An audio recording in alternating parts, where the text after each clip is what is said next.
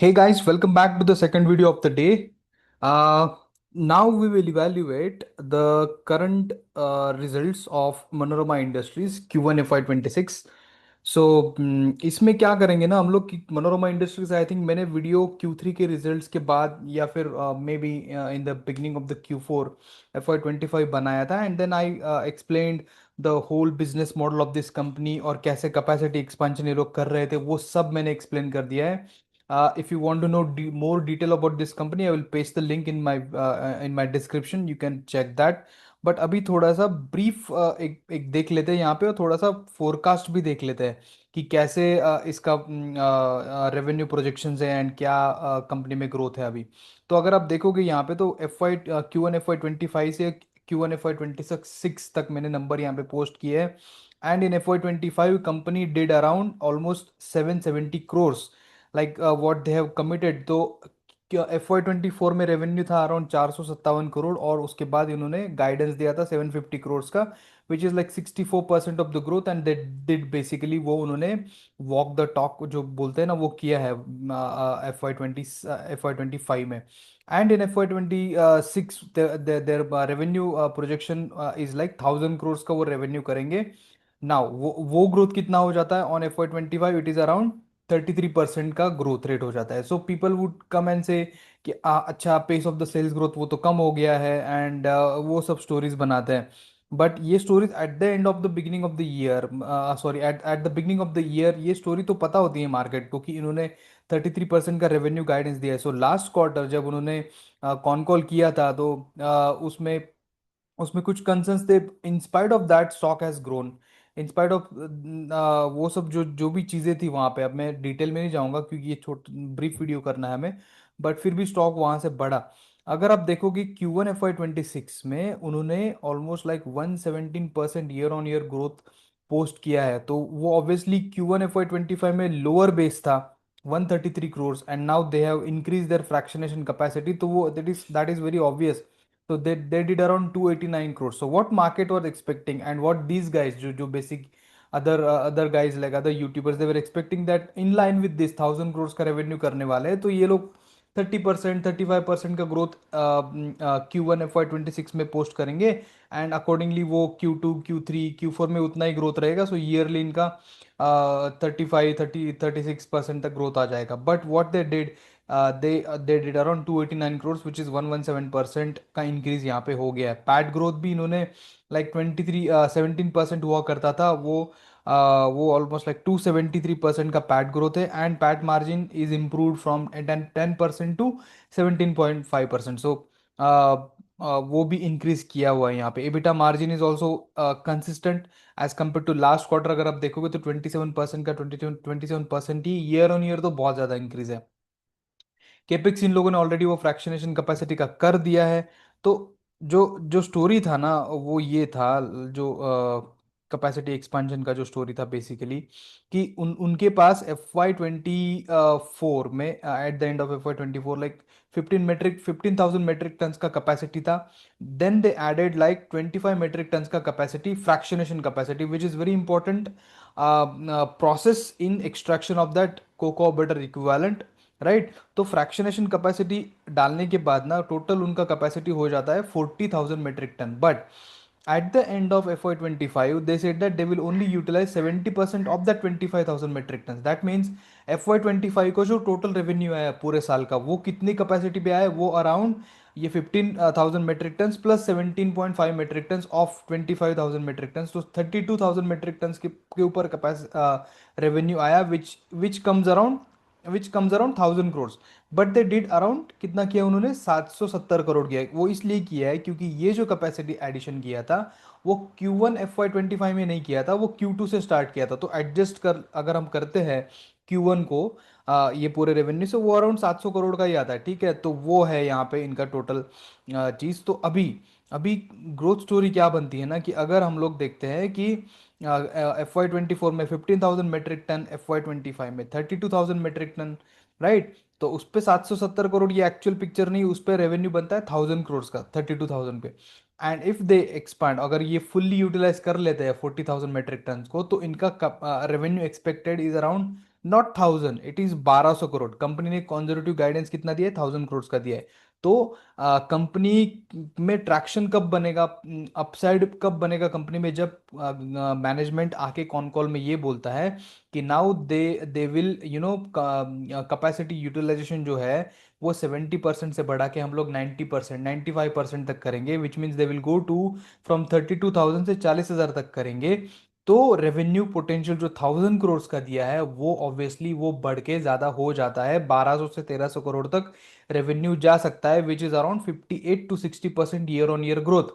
तो अगर जो गाइडेंस दिया था मैनेजमेंट ने वो 1000 करोड़ का दिया था, विच इज लाइक ऑलमोस्ट 33% का गाइडेंस ग्रोथ है। But if they come and revise that guidance because of this story, तो यहाँ पे ट्रैक्शन और बनेगा स्टॉक में। ठीक है, ये एक पॉइंट है, बट ये इफ एंड बट वाला चीज है, वो अभी आज की डेट में पता नहीं है। Let's get on to the con call, let's hear it from the management, let's ask this question to them कि आपका कैपेसिटी यूटिलाइजेशन का क्या प्लान है। ठीक है, that is one thing. And अगर आप 40,000 करोगे तो उस पे आपको रेवेन्यू कितना एक्सपेक्टेड है, that is another thing. And on that revenue what is your projected PAT margin. ये तीन क्वेश्चन हमें मैनेजमेंट को पूछना है कॉन कॉल में। ठीक है, ये तीन चीज हो गई। Then moving on to the next thing, अगर आप देखोगे यहाँ पे मैंने थो एक एक सिंपल सा कैलकुलेशन किया है कि ये मार्केट डायनामिक्स चलते कैसे हैं बेसिकली, और आपको स्टोरीज कैसे सुनाई जाती है। तो अगर आप देखोगे तो यूट्यूब भरा भर जाएगा अभी पूरे इसमें से, क्योंकि सब लोग बोलेंगे वाओ 33% का गाइडेंस दिया था लेकिन किया कितना है, 117% का ग्रोथ किया है।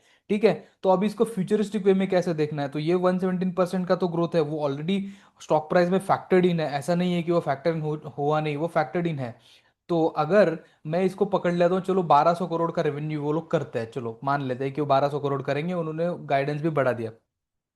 तो क्या होगा ना, 1200 करोड़, अभी उन्होंने 289 करोड़ तो कर लिया है इस क्वार्टर में, तो कंपनी नेक्स्ट क्वार्टर में कितना रेवेन्यू पोस्ट कर सकती है approximate in order to meet this 1200 crore का नंबर। तो वो यहाँ पे मैंने काइंड ऑफ एक थोड़ा सा ग्रोथ पकड़ के एक एक अजम्पशन लेके ये नंबर्स लगाया है। तो अगर आप ये नंबर्स लगा दो, जैसे 289 करोड़ करेगी, फिर then 298 crore, in Q3 it will be 310 crores, and in Q4 it will be 320 crores. ये approximate number है, these are not actual numbers, you guys understand this right? तो ये नंबर्स अगर हम देखते हैं तो Q year on year growth कितना आता है, तो अगर वो देखते हैं तो ये 289 करोड़ Q1 में तो आपको दिख रहा है 117% का ग्रोथ। फिर अगर ये 298 या फिर 300 करोड़ करते हैं Q2 में तो आपको दिखेगा 53% का ग्रोथ, क्योंकि ये जो बेस है ये बेस यहाँ से बढ़ रहा है।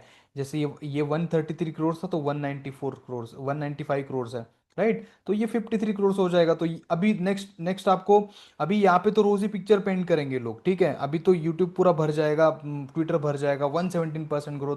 बट मार्केट तो फ्यूचर का देख रहा है, तो फ्यूचर में नेक्स्ट नेक्स्ट क्वार्टर में ये लोग, अगर ये सच में इन लोगों ने 300 करोड़ का रेवेन्यू कर दिया, then people will come and tell अरे pace of the sales growth is now almost half, तो यहाँ से ट्रैक्शन चला गया। और ये this stock was better in Q1 FY26, but now this stock is not good, this is poison stock. Q2 FY26 में तो ये तो बुरा स्टॉक बन गया है क्योंकि ये 53% ही कर रहा है। देन अगर ये लोग 310 कर दे तो 48% करेंगे। तो इस तरह से ये है फ्यूचरिस्टिक काइंड ऑफ थिंग। हाँ, नाउ तो ये यहाँ से इट इट डजंट एक्चुअली से a good thing about future future of this particular company. But अगर आपको करना है तो इसको रिलेटिव टर्म्स में अगर इवेल्युएट करना है तो find out in this retail sector basically. तो इस रिटेल पूरे सेक्टर्स में, जैसे ये आपका FMCG कंपनीज हो गई, और ले लीजिए पूरी जितनी सारी रिटेल वाली कंपनीज है, उसमें कौन सी कंपनी है जो 53% से ग्रो कर रही है, उसमें कौन सी कंपनी है जो 37% से ग्रो कर रही है। Find out such companies and then compare, तो आपको कोई मिलेगा ही नहीं इसमें बेसिकली। तो वो एक स्टोरी है।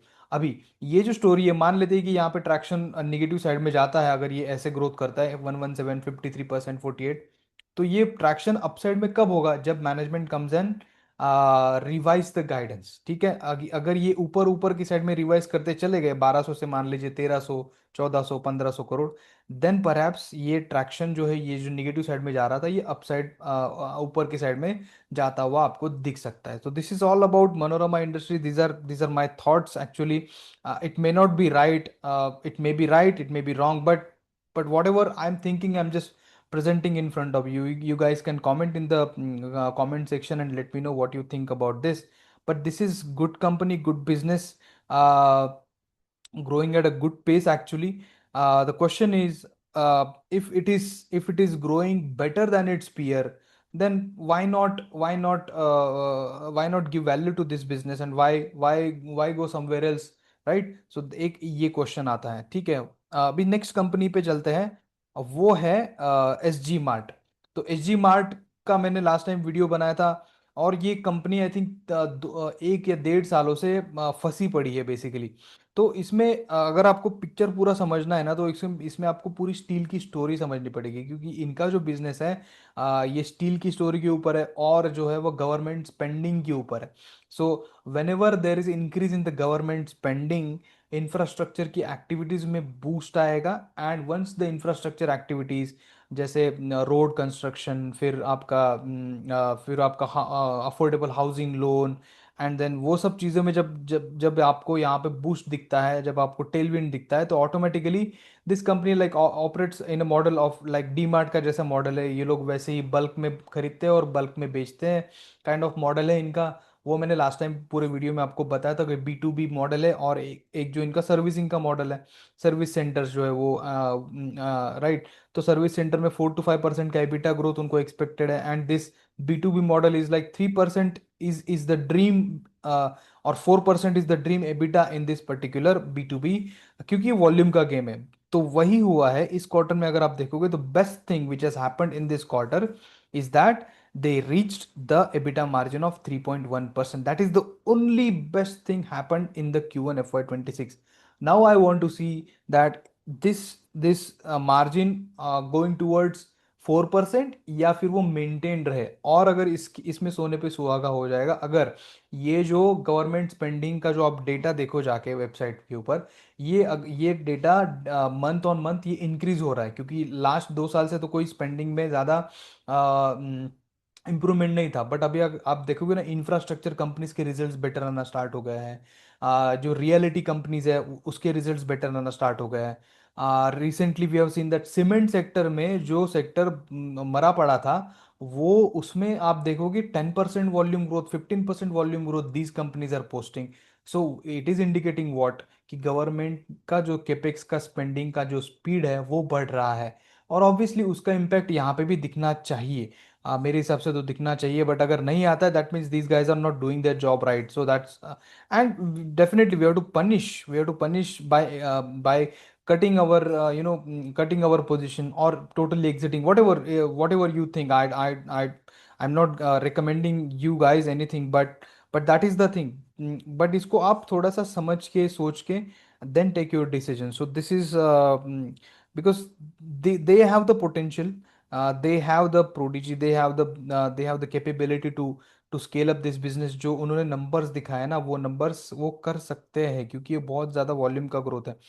तो इसका एक और टेस्टिमनी जो है, ये जो 3 4 कंपनी जिनसे इनको मेजर बिजनेस आता है, जैसे JSW steel, Jindal steel, NMDC, HDFC zinc and SAIL, इसका आप देखो, इनके नंबर्स बहुत बहुत ही ज़्यादा घटिया नंबर है, बहुत ही ज़्यादा बुरे नंबर है।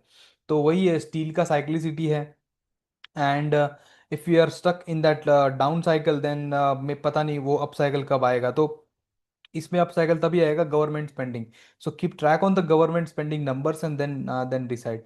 So yeah, I think I covered both the companies. Let's finish the video here, and I'll see you in the next video with another set of good companies. So our quest of finding the multi baggers, where where the pace of sales growth will continuously improve, that is our aim throughout this series, to find out those limited companies, right? So let's see कितने मिलते हैं, and then we'll summarize at the end of the Q1, और in maybe in between we'll summarize all these results, क्या कौन सी company कितने percent से grow कर रही है, और FY26 का किसका प्रोस्पेक्टस अच्छा है, and then we'll arrange them in a descending order to know कि क्या अच्छे अच्छे अपॉर्चुनिटीज है। सो I'll see you in the next video, guys. Thank you so much.